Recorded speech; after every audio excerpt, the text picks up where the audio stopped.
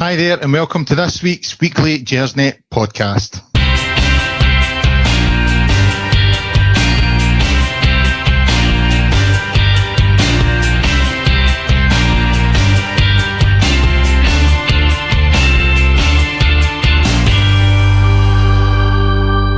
Hi there, and welcome to the latest edition of the weekly Gersnet Podcast, hosted by myself, Colin Armstrong. It has finally started the season this year, proper fashion. We've had the Euro games before, but today it started on the domestic front. Disappointing day up at Aberdeen. We'll go through all the talking points there. Really frustrating day. We'll have a look back at the Aussie game through the week there. We managed to get through. We'll have a wee sort of tweak at the Maribor game as well. And finally, we'll look at the St Mirren game at Ibrox next week and a wee chat about maybe some of the ins and outs. There was talk before we came live on air that Rangers are in for Barisic at Osijek, so we'll have a wee discussion about that, and the Lafferty thing continues to sort of gain a bit of momentum, and there's also talk of Greg Docherty going to Shrewsbury, so all that to come in a packed show. Joining me tonight to talk about these things is the gaffer, Stewart Franklin. How are we doing, Stewart? I'm very well, thank you, Colin, apart from today's result, unfortunately. Yeah, it was quite frustrating when we'd done so well, and then just to lose it at the end there was really frustrating. Absolutely. And also joining us tonight, we have another debutant. Stuart's like Stevie Gerrard of his new signings at the moment. It's a new one every week. We've got Lewis McMillan. How are you, Lewis? I'm very well, thank you. It's great to be here. It's great to have you. You looking forward to your debut? I certainly am. I hope I have as a successful debut as some of our signings from Steven Gerrard. Yeah, well, we'll see. We can't get away with as much when the gaffer's here. It's usually better when he's not here, but he's here tonight, so we'll have to behave. So we'll get straight into it. We'll get into the Aberdeen game. Obviously, really, I can't emphasise how frustrated I was today, just to lose it in the manner that we did. I don't know where 6 minutes came from as well, the injury time. No doubt we'll cover that. Stuart, I'll come to you first. What were your thoughts on the overall performance today? Well, I think we played pretty well. I think we didn't really do too much wrong in the game.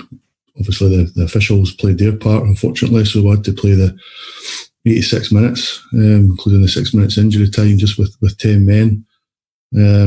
And for the vast majority of that time, we did absolutely fine. And I don't think Aberdeen really ever looked like scoring. One or two sort of half chances from wide areas. And then they get the break of the ball in the last few minutes of injury time, and unfortunately the guy takes it pretty well, to be fair, and it's 1-1. So it's a bit disappointing. Well, it's very disappointing, but I think after the sort of first 10 minutes after Morelos had been sent off, I think we would have probably taken a draw at that point. Yeah, I have to disagree with you, sure. I think the most frustrating thing for me today was the fact that they only had one shot on target and scored from it.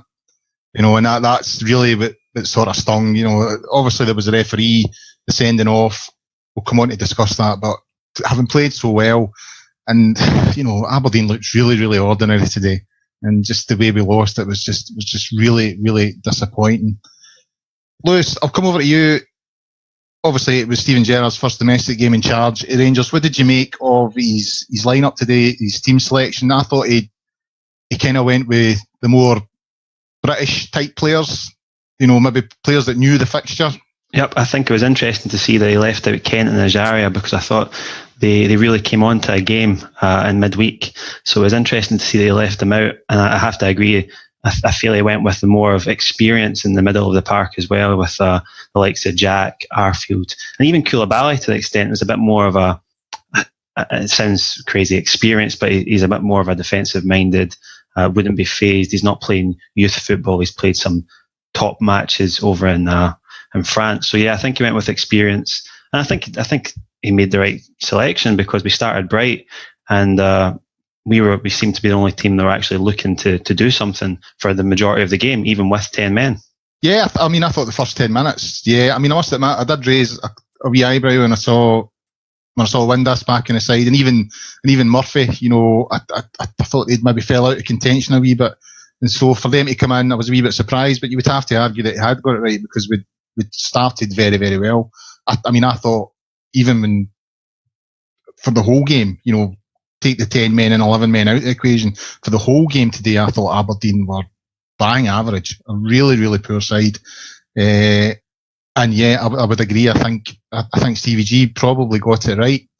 Sure, we'll come on to the main talking point, and it's one that's I've had a wee look on Twitter today, and it's it's causing a lot of controversy. The sending off.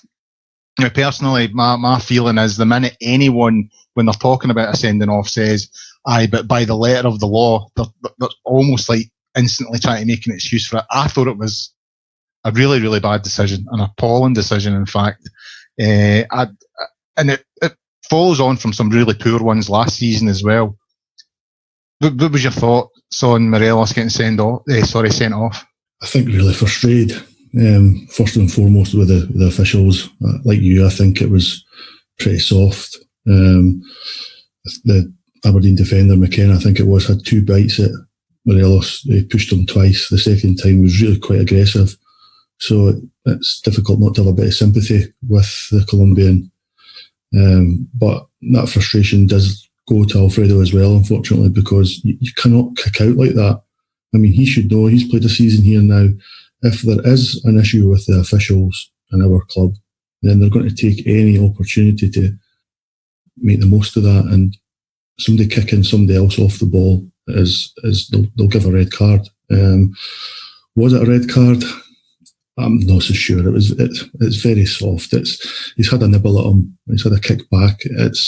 I think if you gave red cards for that, then you would be given red cards all season. I mean, later in the first half, or I think it's the first half, Mackay Stephen threw the ball at our player and nothing was even said. So if you want something in comparison in terms of the violence, the scale of violence, that was a bit as violent as Morelos having a kick and not even connecting. But as I say, Morelos should know better. He did the same during the week. He stood on the guy, he pretended to never, and he gave a look of innocence, but he did stand on the guy's foot, and he needs to stop doing it. He needs to cut it out. I think Gerrard was annoyed with him over in Scoopy when he got yellow carded in the last 10 minutes when he started to rise to the bait there. So at some point the lad's going to have to learn you can't do it. Well, that's the point I was just about to come on to. But one thing I would say, and this is sort of based on my own experience, sort of playing amateur football. I used to get really frustrated playing striker when I was on the receiving end and stuff like that. Yeah, if I retaliated, I was the one getting booked. And as you pointed out, the second one, is it McKenna that made the tackle on Morelos? Yeah, it was. It was a bad too. So the second one's pretty bad. So I don't understand what's the difference between barging into someone like that and kicking out. How is one deemed as, right, that's a red card, another one's deemed of, well, that's part of the game and he needs to learn how to deal with that? There isn't any difference, Colin. It's as simple as that. It was violent conduct with the Aberdeen player, and fair enough, maybe the linesman didn't see it. So I'll expect McKenna to be cited by the compliant, I'll use that word deliberately, the compliant officer during the week, because it was just as aggressive as Morelos. It was off the ball and there was absolutely no need for it. And I think there was some karma later when McKenna went off injured. Well, I mean, one thing, I think the linesman did see it. I looked at the replay and I think he did see it. But, we'll find out what happens if Rangers are going to appeal this, or if the compliance officer will get involved with McKenna. I suspect Morelos will get suspended. I think Rangers might appeal it, but I think it'll be upheld, and I don't think anything will happen to McKenna, but time will tell. Lewis, Stewart there was talking about how, Morelos should know better. Is this something in his game that he needs to improve upon? He needs to start to learn how to take this sort of stick in challenges. Yes and no. I mean, today McKenna was clearly the aggressor, and he should have been disciplined for his role in the incident. I do think that Morelos has a tendency to lash out at even the slightest tackle.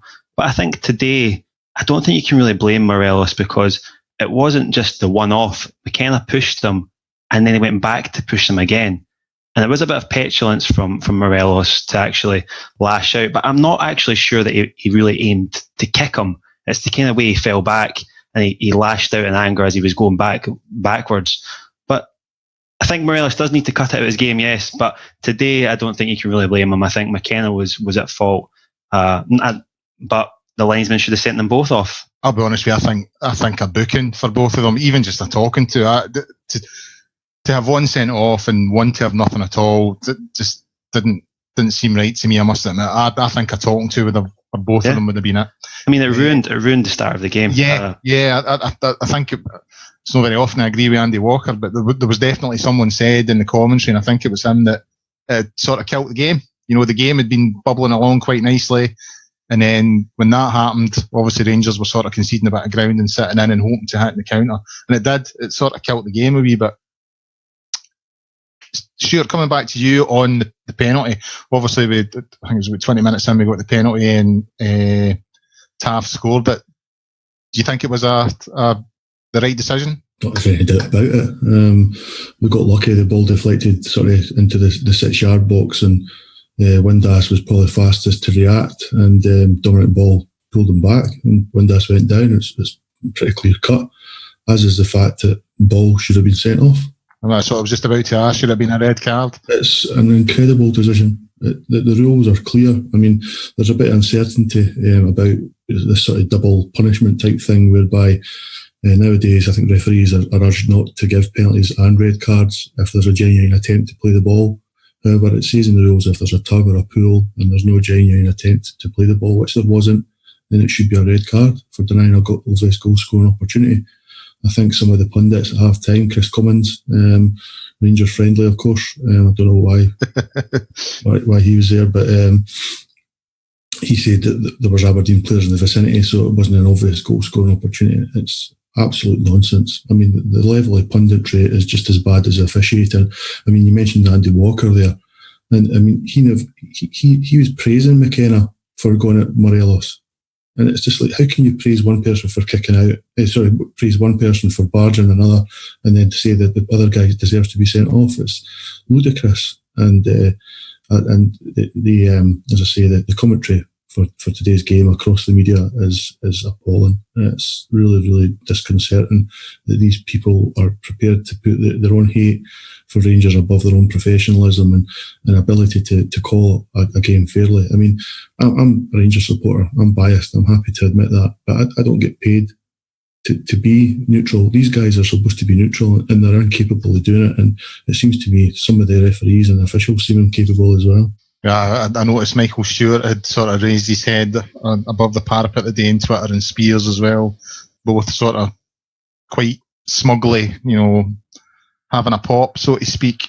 But I think we've come to expect that now, Stewart. You know, there's so many of them, you know, Sutton and Andy Walker, Spears, Tom English, Michael Stewart. I mean, the list is fairly substantial, you know, so I think we're kind of coming to expect that from these people. Lewis, going back to how Rangers performed today, who were the players that impressed you in the team today? I think going back to my initial comment, I think the midfield was fantastic. Jack was man of the match again for me. It seems like Steven Gerrard has really taken a shine to the midfielder. And I think we're starting to see how big a loss he was last year. He's kind of picked up from where he left off last year, and some of his performances in Europe against Osijek and again today was phenomenal. Koulibaly, he looks to be the player that we're missing. I mean, he adds a bit of steel into the middle of the park, and we've been a soft touch for quite some time, and he had a great game today. And Arfield, I think he brought a lot of experience to the game. You could see that he's performed at the highest level down south for, I think, 5 or 6 years. I think the three in midfield didn't put a foot wrong. I think they were absolutely fantastic.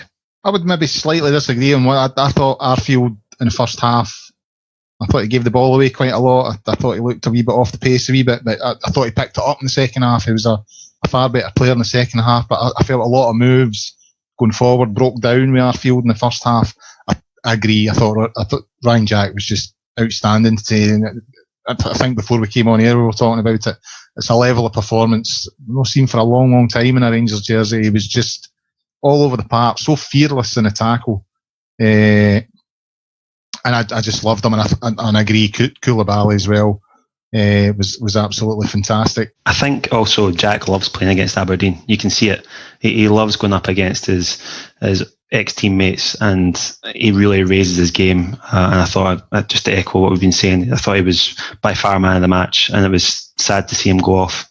Stuart, coming back to you, I felt I thought Stevie G got the substitutions wrong today. I thought when we went down to 10 men, he might have went with Big Sadiq, a big physical striker. Maybe went 4-4-1, and go with a big physical striker to win his free kicks and get us up the park.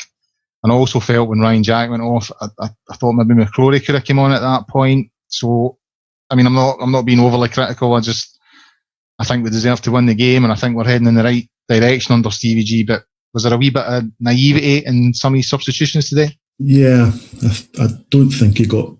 I can understand why he did the Jaria one for Jack. I mean, clearly he was trying to keep us playing as far up the park as possible. I mean, at that point in the game, we were still causing Aberdeen problems, and we looked the more likely team to score. But I think I'd have probably brought on McCrory instead of Ajaria. I think Ajaria has done well. He's shown up well in flashes. He's got a good touch on the ball. I think his first touch is great at times. He's fairly strong, and he's obviously quite mobile and can cover ground. So I think that I can understand why you brought him on, but I don't think he was a like-for-like sub for Jack. So in that case, I would have brought on McCrory. Sadiq, I'm not so sure about. I think it took us actually 5 or 10 minutes just to get to grips with Morelos going off, and I don't think we were entirely sure how we were going to approach the game. I think we went at that point. We actually went sort of 4-5-0, and then after that, I think Murphy and Windass they took turns of trying to get forward and be the striker. And in the second half, we were certainly a bit more of a sort of orthodox 4-4-1, if you like. In terms of the subs later on, again, I think fair enough if you bring a Jarry on and you take that aspect of trying to maintain our sort of forward momentum. I still think he could have brought McCrory on a wee bit earlier just to shore things up. Because I think we were getting a bit looser in the middle of the park. You could see Windass was exhausted by that point. I think the lad worked very hard and had a good game. So yeah, I wasn't overly convinced with the subs. I think if I was going to criticise Gerrard today, it would be for bringing a Jarry on. I don't think I would have done that. However, I can see why he did it, and it's early doors, so I'm not going to be too critical. What about yourself, Lewis? Were you happy with the substitutions today? Got to admit, I agree with Frankie there.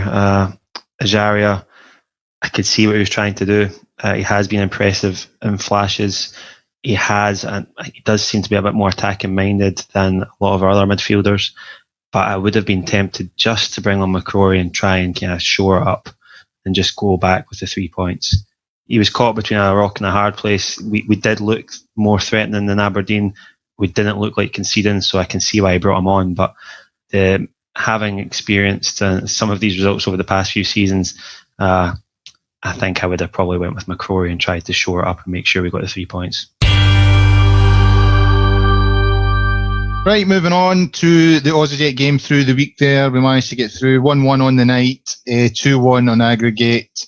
I thought over the two games, very professional performance, and we deserved to go through, although certain parts of the media seem to think that we squeezed through, which we'll come on and talk about in a few moments.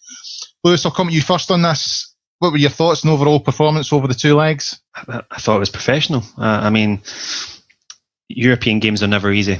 So to keep a clean sheet away from home, and then we controlled the game from start to finish at Ibrox, apart from the last couple of minutes.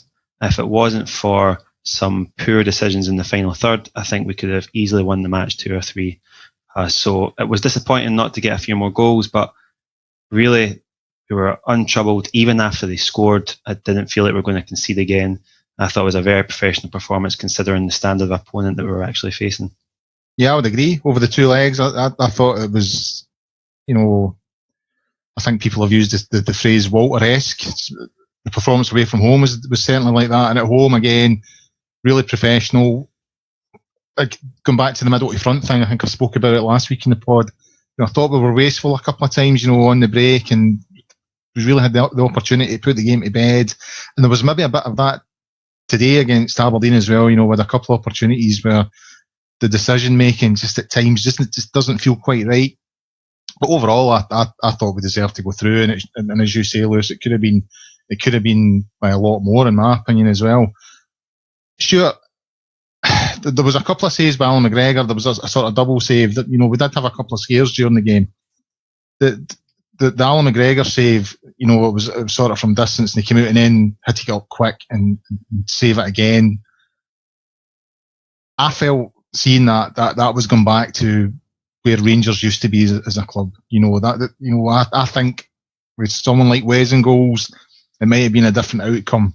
Is that how you seen it? Did you see that as a sign of that this is a different Rangers team this season? I think it's hard to say. I think Alan's done very well since he's returned. I mean, there's no doubt about it. I don't think he really put a foot wrong. Again today, played quite well. Didn't really have much of a chance with the goal.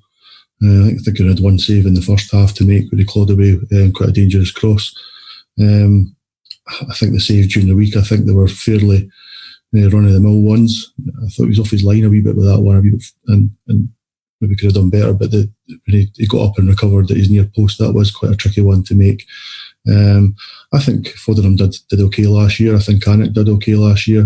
I'd be interested to see both of them behind this defence, because I think it's the defence that are been the main difference so far. I mean, I think Goldson and Katic have both done very well. I actually thought Katic had a fantastic game today. Flanagan's done well. Tav has done not too bad over the piece. I thought he played better today than he has in the European games for sure. So, but again, I mean, I think all the players that have been interviewed have all said that they're happy that McGregor's back. I think the fans are happy. I think, as I say, the guy's not done anything wrong. He brings that experience. He knows how to win at Rangers, and I think we're all pleased he's back playing at Ibrox. I think that's the goalkeepers union in you there, Stuart, sticking up for Wes the way you done there. I'm just trying to keep his value above 500,000.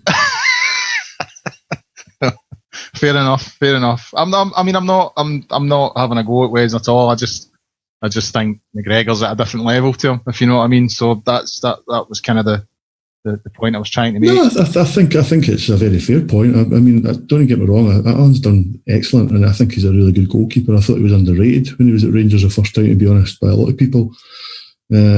So I don't have an issue with him being back in the team. As I say, the guy's a winner. He's been there, done it. Wes hasn't, and I think Wes was starting to struggle a wee bit. So I don't have a problem with him being replaced. I just think he's been a wee bit hard done by, and as I say, I think Stevie was a bit harsh in saying that he's only worth 500,000. I guess the market forces dictate how much he's worth. I think Wes Foderingham is a good goalkeeper. I think he's good with his feet in the ball. I think that's the one problem we've got with McGregor. His distribution's not quite as good. He's been fine, but I think Foderinham's a bit better. But as I say, we've been playing a wee bit deeper anyway. Probably not through choice today.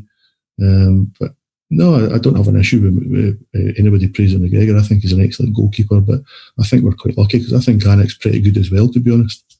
Yeah, Canuck isn't bad. He's got a horrible beard though, so we'll leave that at that. Lewis, I don't know how you felt, but the Scottish media's reaction to the European ties on Thursday night. Aberdeen were predictably, inverted commas, brave in going out. Hibs were, majestic and fantastic getting a result away from home.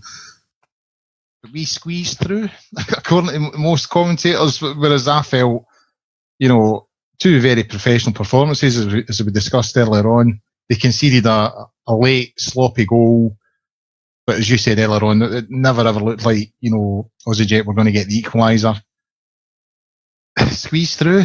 Do you think that's an accurate reflection of the two ties? I think the result would suggest so, but I think it's a naive viewpoint to take. Looking at the result alone, you could come to that conclusion. I can see why the media have went with that conclusion, but you only have to look at the actual how the game's panned out. We went away from home. We won 1-0. We shut up shop, as I think it was said earlier. It was very Walter-esque. Did the job, very professional, came back to Ibrox, and from start to finish, we controlled the game.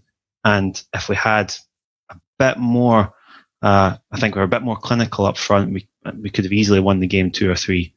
I think it's been harsh on us saying we squeezed through. And I also think it was harsh reading some of the player ratings the next day.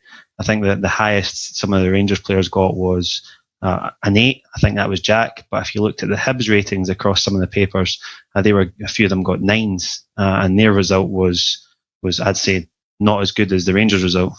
So yeah, I think it's harsh to say we squeezed through. I think it's a bit naive to say that, and that either looking at the result alone. If you actually look at the performance, I think we did really well. And I mean, Europe's always tough, so to get through was good.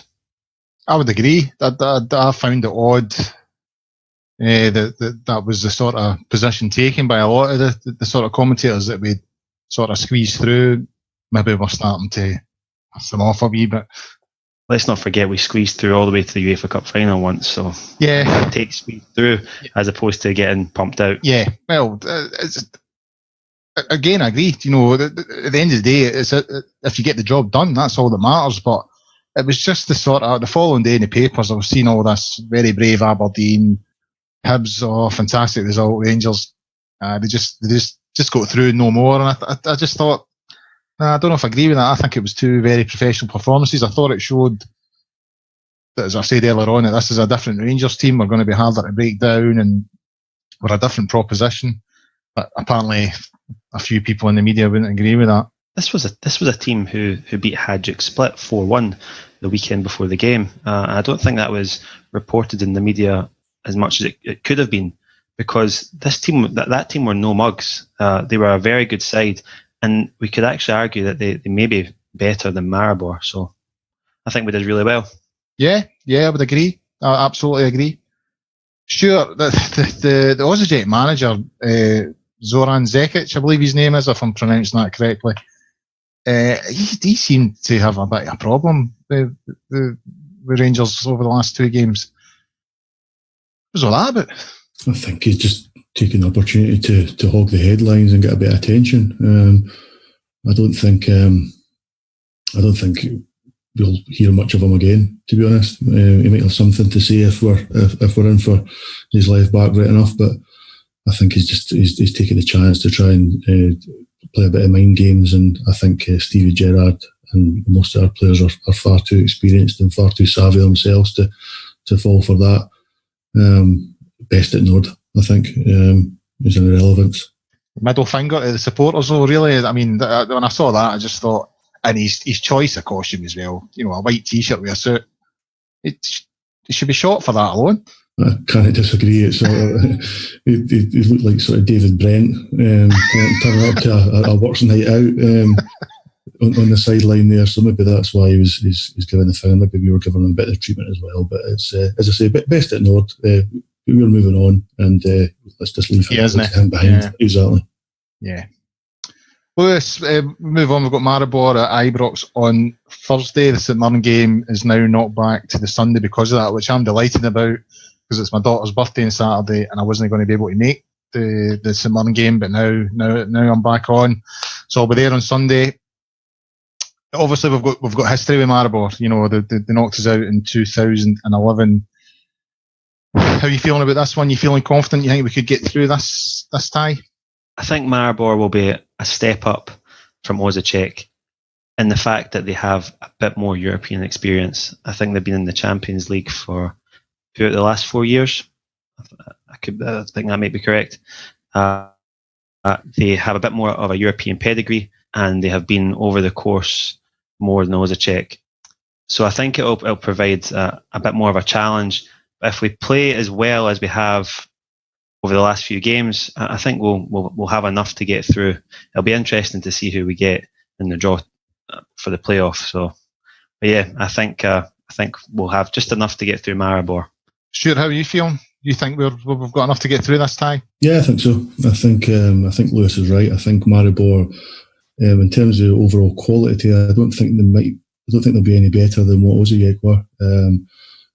I just think that extra bit of experience means they may be a bit more dangerous. They might be a bit more clever themselves. For example, I think in the away game over there, obviously that's the second leg, so it'll be dependent on Thursday's result at Ibrox. But I don't think they'll be pressing us as much. They might let us come out and then take advantage of any space we leave in behind.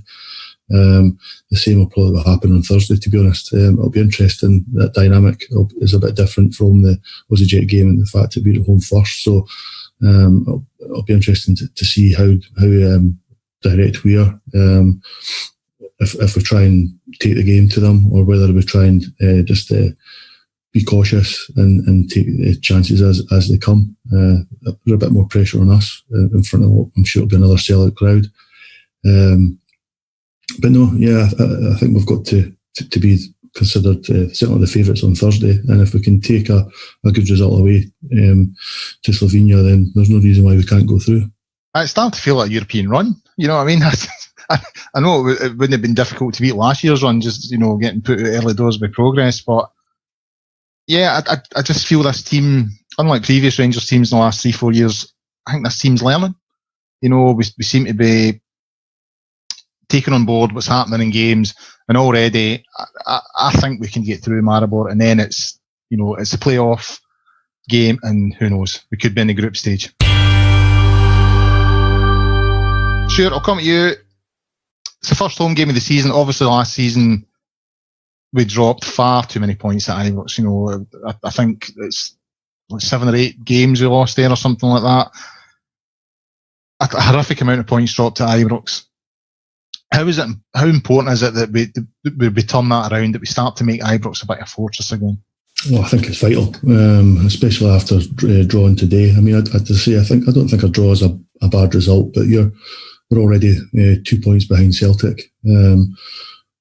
More than likely 5 if they take care of Hearts. I don't know if they play on the Saturday or the Sunday right enough. I think they play on the Sunday. Do they play on the Sunday as well? Sure, it's a Sunday. Right, okay, well, all the more reason for us just to go and win the game at Ibrox. I mean, I think St Mirren, they won at the weekend. They've been doing quite well the last year. Obviously, they've lost their manager and 1 or 2 players, but we should be beating St Mirren at home.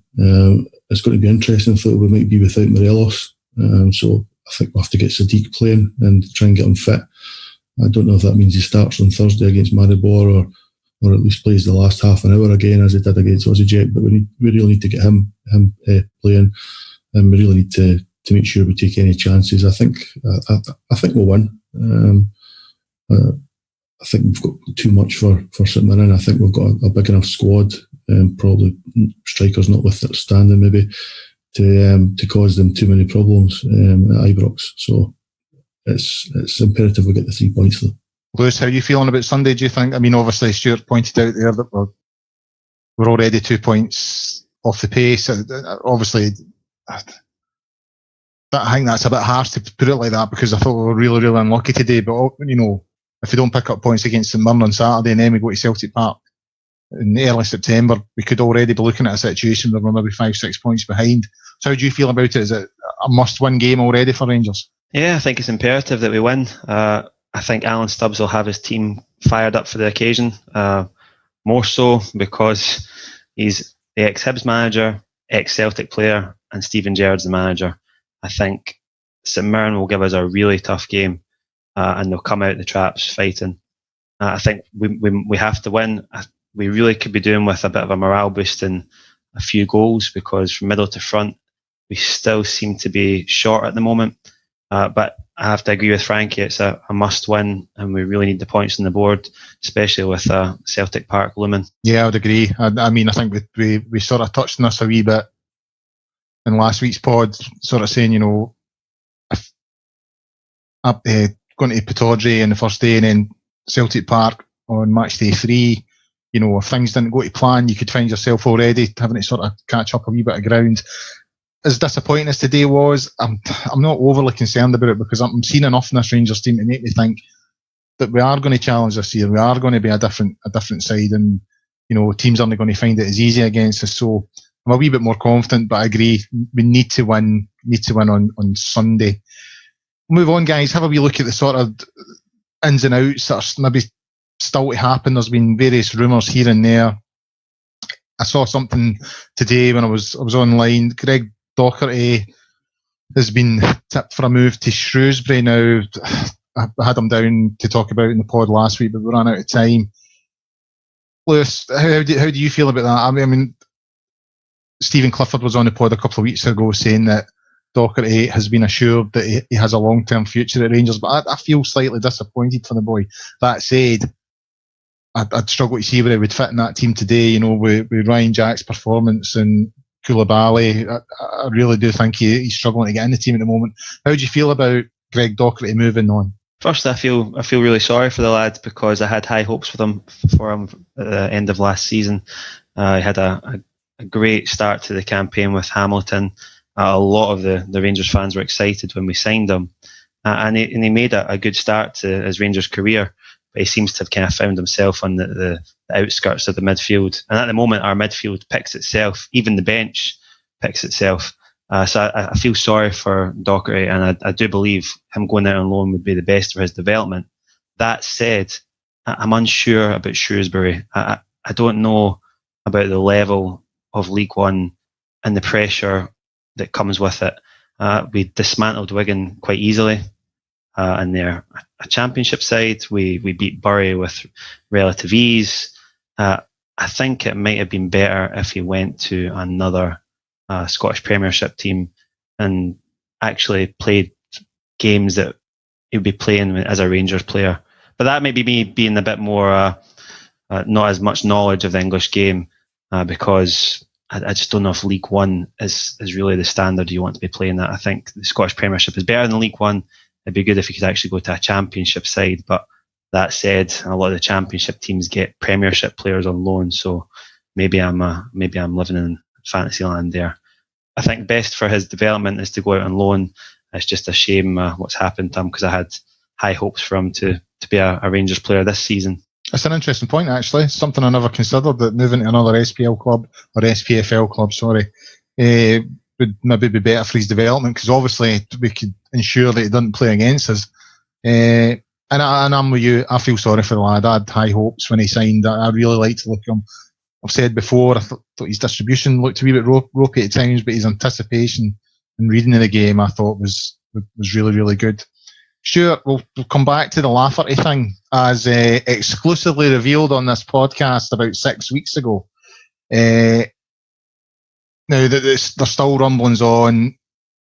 I heard today from the same source that Lafferty has effectively said to Craig Levein and Anne Budge to get the deal done, and that he's hanging about waiting on that happening. So all the noises I'm hearing are this should happen. Would you be happy with that? Would you welcome Lafferty back? I wasn't convinced 6 weeks ago when you first told me, Colin, and I'm still not convinced now, I'm afraid. I think Lafferty is pretty ordinary. His career's not been as good as what it possibly should have been. I think he's got a lot of talent. I think he's good at running the channels. I think his finishing can be excellent, and he can prove a handful for any defences, to be honest. And obviously for Hearts last season, he did the business against Celtic, and you'd like to think if we signed him, we could do it again. I'm just not sure he's the type of player that we need. I just don't think he's a level that we need. And to be honest, I was hoping for a level, or to use Gerard's phrase, a class above Kyle Lafferty. Unfortunately, obviously, we've had issues with the kit deal in the last couple of weeks, so maybe the budget's changed somewhat. I'm not sure if the English squads, I think the deadline for them is later this week. I don't know if that's going to provide any opportunities for us at that point, but I think with what's happened with Morelos today, I mean, there's no doubt he's going to be out for one game. I don't know if it might be two for violent conduct, especially if he appeals it and fails. And that shows you how short we are in terms of strikers. We've only got Sadiq and Zach Rudden. So I think we need somebody else in. And I'm not convinced Kyle Lafferty is the guy I would prefer, to be honest. What about you, Lewis? Lafferty? Is he not for you? I kind of disagree, actually. I think I'd go as far to say as the signing's a bit of a no-brainer. I think Lafferty 2018 is a by far better player than the Lafferty that left us in 2012. I know his career hasn't been the best, but he showed last year he has enough to succeed in the Scottish League. He scored more goals against Celtic than we scored in the whole season. I think for less than £500,000, I think he's a no-brainer of a signing. With that said, I do think we do need a bit of class up front.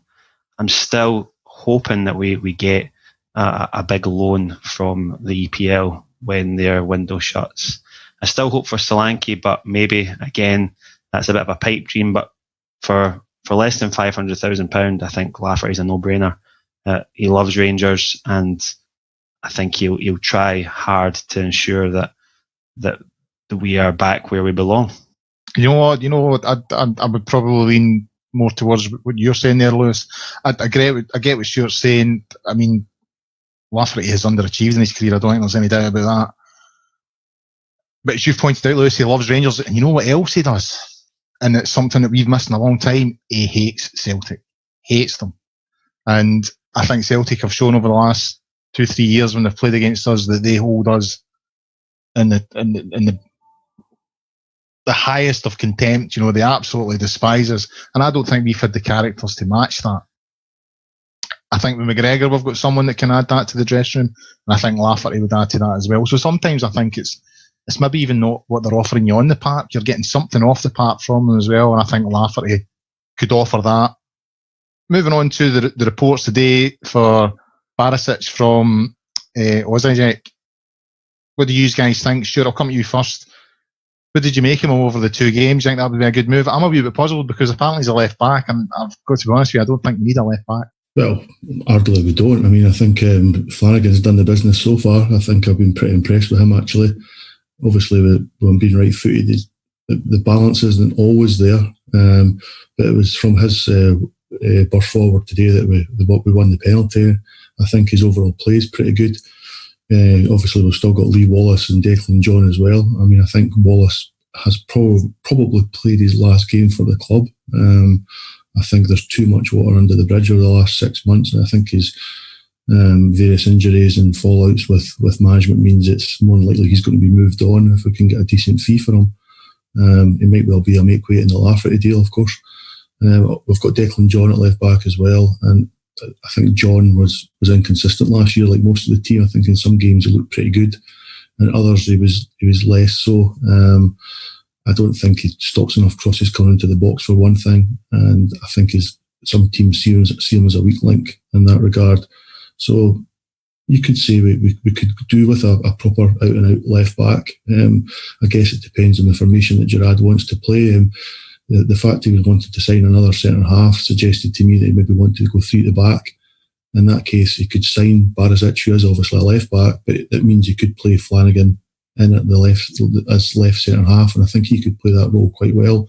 Generally, he tucks in when he's playing at left back so far, and he's been doing particularly well at defensive set pieces and crosses. He tucks in quite well and covers in at the back. So I think he could do that as a left-sided centre half, and that would leave space for Barisic to play. Other options is obviously you could put Flanagan to right back, and you could push Tav maybe further forward. So there's options there if we do sign him. I guess it just comes down to budget. I mean, the guy looked like a decent player. He was good at getting forward, but he actually worked hard defensively as well. He was very mobile. He actually reminded me a bit of Sasa Papac in terms of he seemed quite selfless in his work rate and professional, and certainly a team player. He got forward better than what Papac ever did. Obviously his crossing was pretty effective. So yeah, I can see why we're interested, but I think we really need to be able to move 1 or 2 players on first before we look to bring him in, especially if he's going to cost up to £2 million. Lewis, how do you feel? Do you think it'd be a good move, or is a left back not what we're needing at the moment? Well, I think first and foremost he was a standout performer against us over the 2 legs, but I'd have to agree with Frankie. I'm not sure that the left back is a priority at the moment. I'd rather see the money spent maybe in the final third, maybe another striker, even for a loan fee for a top class striker to be brought in. But that said, if you can pick him up at a reasonable fee, I thought it would be a really good addition to the team. Right, moving on to the final topic of the week. As per, it's the Sevco of the week when we have a wee look at what the Celtic fans and various other people out there are saying about us. I've got a couple of crackers, and I believe you guys can lead us in as well with something else. I'll start off. I was online last night doing a wee bit here and there, and I saw a link. I should have known better. I shouldn't have looked. Into Graham Spears' Saturday column in the Times. Sorry. Now see if you can spot the trend. Right. So Graham Spears is saying his predictions for the season: Celtic to win a mere double, Aberdeen to beat Rangers today, Tony Watt to be a sensation at St Johnstone, Neil Lennon will take Hibs to Hampden, Kenny Miller will be shite as a manager, and Kyle Lafferty is not the answer for Rangers. Now, is it just me that's spotting a trend there that everyone around Celtic seems quite positive and everyone around us seems quite negative? Is it just me?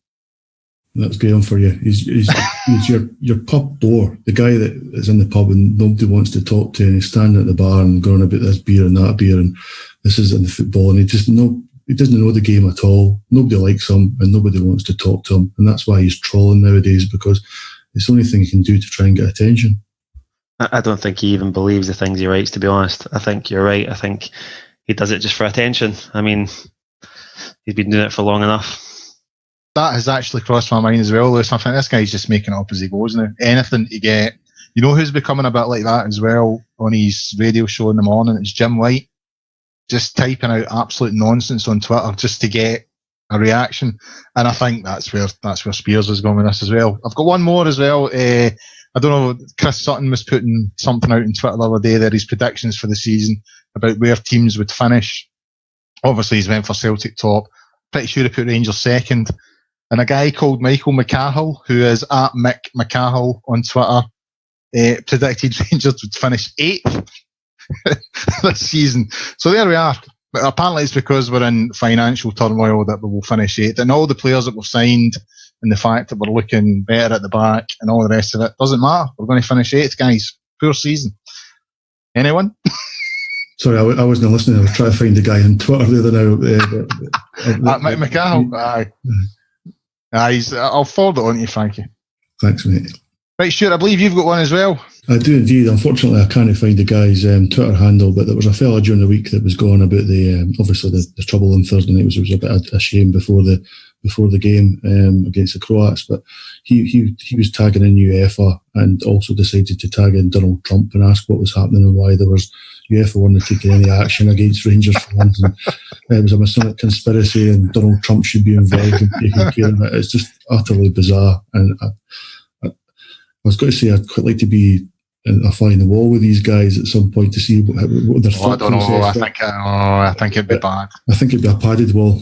Yeah, I think it'd be one of these things. Once seen, you couldn't unsee it. You know, it would just mentally scar you for the rest of your days. So no, I think they're best just left to their own wee world, if I'm being honest with you. But Donald Trump and Scottish football, who'd have thought it? Anyway, Lewis, what about yourself? Have you got anything? I've not really got a Sevco of the week, but I was disappointed to see the abuse that Nacho Novo suffered upon landing in Belfast Airport. I don't think any human being should be subjected to that form of abuse. Considering the man has suffered a heart attack recently, to actually sing I hope you die in your sleep, Nacho Novo, I think that was completely vile. Well, I think it's vile at any stage, to be honest with you. But as you pointed out, the guy was seriously ill not long ago, you know, and to come away with that part, I seen it last night, you know, and I always I saw a comment from Ewan Murray saying, you know, because someone said if this was Neil Lennon, you know, there would have been a bigger sort of furore about it. And he came back saying, the two are the same thing. Lennon's a bigger name, a bigger character. And I just kind of thought, well, what's that got to do with anything? You know, if you're wishing ill on someone, you're wishing ill on someone, and that's it. But to be fair to be natural, I saw the footage of him outside the airport. He gave him it back, to be fair. So, fair play to him. Right, that's all we've got time for in this week's Gersnet podcast. Thanks for listening. If you've enjoyed it, please, by all means, get the word out there on all the social medias. That's all of them: Facebook, Twitter, whatever you can share it on. Word of mouth. When you're going for a cup of tea at your work, say to someone, I listen to the Gersnet podcast, and it is fantastic. Get the word out there. Big thanks to Stewart and to Lewis for joining in. Impressive debut from Lewis there. Big thanks to our audio engineer, Graham. He's got a lot to fix this week. But thanks to him for getting everything A-OK. a wee nod to our friends over at We Welcome the Chase podcast. Get onto them, listen to them. Excellent stuff coming out from them. Stuart, I'll bring you in now. Any idea about the show for next week? Well, I think if Ross can make it back from wherever he is, in Timbuktu or wherever business supply internet, wherever he's living nowadays, then he'll be hosting, because I think everybody's getting fed up of you, Colin. I don't know why I put on with this on a weekly basis. I really don't. Possibly. You want to know something, Stuart? At least I'm dependable. You know what I mean? He's like Jordan Rossiter. You know, every 8 to 10 days, he's coming back, and then he bails out at the last minute. You know what I mean? That's the internet. That's fair enough. But I think we're also going to have another debutant. I think Alistair McKillop, or it might be on you. A few guys will know him from social media, and he was involved with the standard. He's a pretty dodgy guy as well, to be honest with you, He can be, but he speaks quite well. So we'll have him on if he's free next weekend, and then it'll be a choosing between Pete and David Fraser. I'm sure Pete will be trying to sabotage David's internet as we speak. But Jordan Rossiter, Alistair McKillop and Pete, is that what it's looking like? That's what it's looking like for now. That's what it's looking like. We'll look forward to that. That'll be excellent. So that'll be after the St Mirren game next Sunday. In the meantime, get yourself onto the Gersnet website and forums at www.gersnet.co.uk. Lots of great chat, lots of great people on there, lots of great articles and stuff as well. Until the next time I'm on, I'll see you then.